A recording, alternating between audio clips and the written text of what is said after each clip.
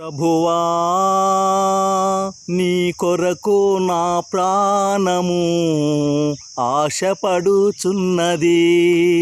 యేసయ్యా నీ సన్నిధి కొరకు నా ఆత్మ తృష్ణగొనుచున్నది. నీ సన్నిధిలో నిలిచి ఉండాలని, నీ సన్నిధిలో నిన్ను దర్శించాలని, నీ సన్నిధిలో సంతుష్టిగా జీవించాలని, నీ సన్నిధిలో సంతృప్తితో నిన్ను మహిమపరచాలని, యేసయ్యా నీ సన్నిధి కొరకు నా ఆత్మ తృష్ణగొనుచున్నది.